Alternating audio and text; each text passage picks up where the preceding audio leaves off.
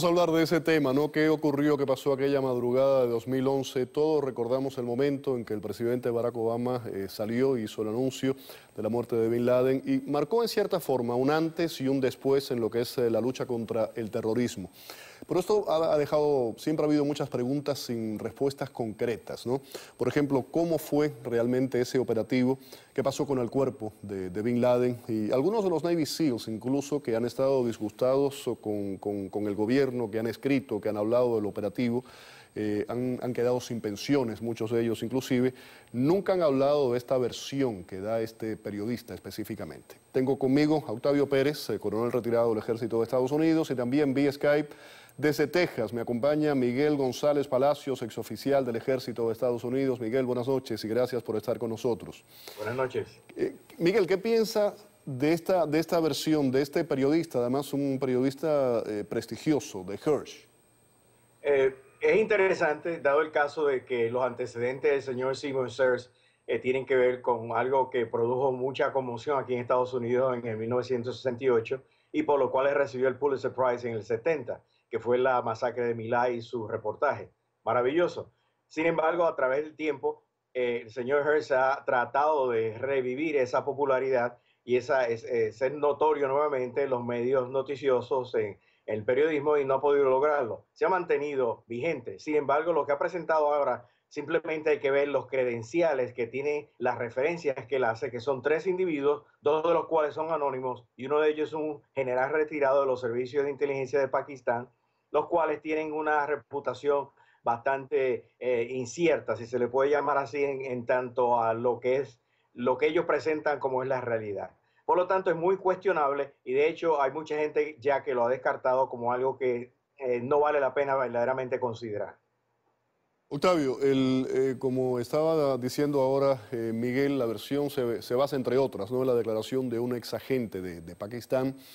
Ninguno de los SEALs, yo lo estaba mencionando, SEALs que han estado disgustados con el gobierno, que le han quitado pensiones, que han escrito libros, algunos dicen que han hablado de más, pero esa versión que ellos dicen hasta ahora yo no la había escuchado. ¿Qué piensas de esto?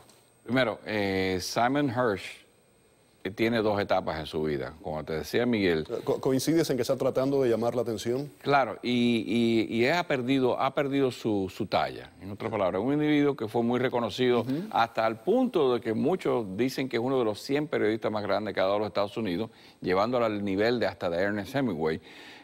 No es el mismo que hizo Abu Ghraib en el 2004, ni My Lai en el 68. Este individuo fue ahora... el que destapó además esos abusos de Abu Ghraib. El problema es que este individuo ahora, si te pones a ver del 2012 para acá, este es un individuo que está hablando que los servicios de inteligencia americanos están controlados por el Opus Dei. Cuando tú te pones a especular con cosas así, que el gobierno de los Estados Unidos ha entrenado terroristas iraníes aquí en Nevada.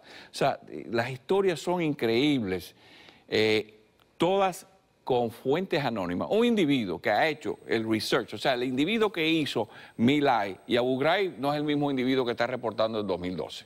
Este es un individuo senil que no usa, está evadiendo las mismas fuentes que lo hicieron grande periodista, le dio el premio Pulitzer.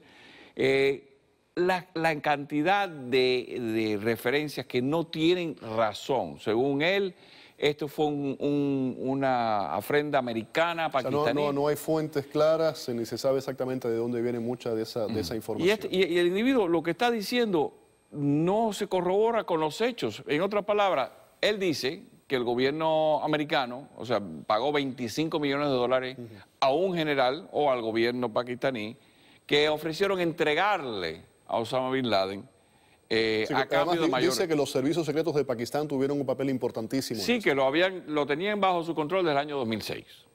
Lo tenían arrestado desde el 2006.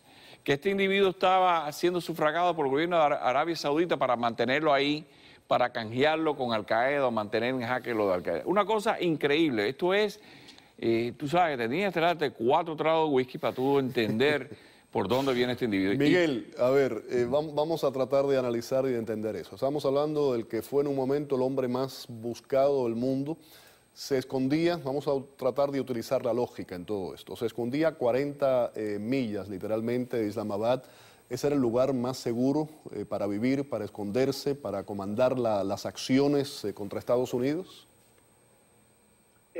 Primero consideremos el hecho de que ISIS, que han sido los servicios de inteligencia del gobierno pakistaní por una eternidad, es un mundo y un gobierno por sí solo. Ellos llevan a cabo una serie de actividades que a veces ni el gobierno pakistaní está sancionando o está al tanto de las mismas. Así que partamos por eso.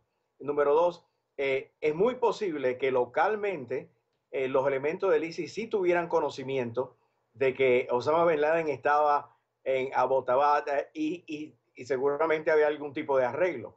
Pero eso no quiere decir que a nivel nacional el gobierno estuviera al tanto o lo sancionara.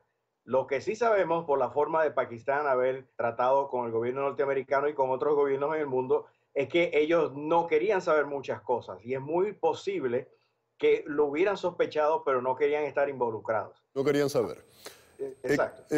Miguel, rápido, casi un sí o un no. ¿Para ti existe la posibilidad de que no hubiese existido esa emboscada que se hizo tal y como nos las han contado?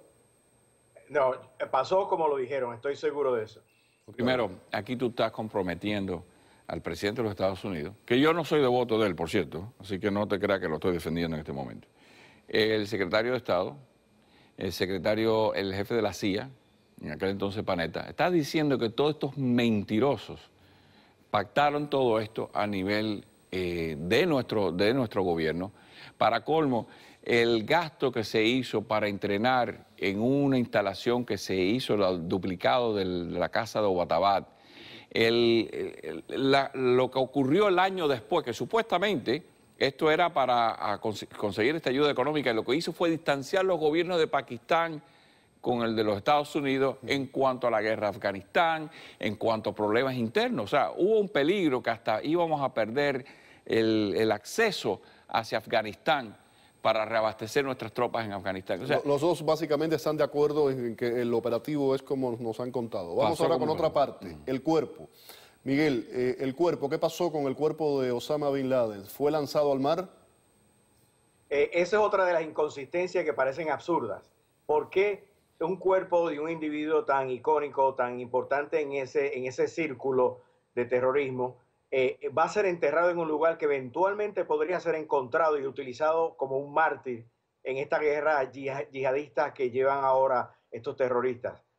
Por supuesto que no, es absurdo. El mismo esfuerzo que hubiera llevado enterrar al hombre en las montañas era mínimo, considerando que se lanzó en el mar, y es mucho más seguro, que fue exactamente lo que sucedió. Mucho más seguro. Se hablaba también de motivos religiosos detrás de todo esto. Ahora, ¿por qué, de nuevo, no se le enseñó al mundo? ¿No hubiese sido mucho más transparente?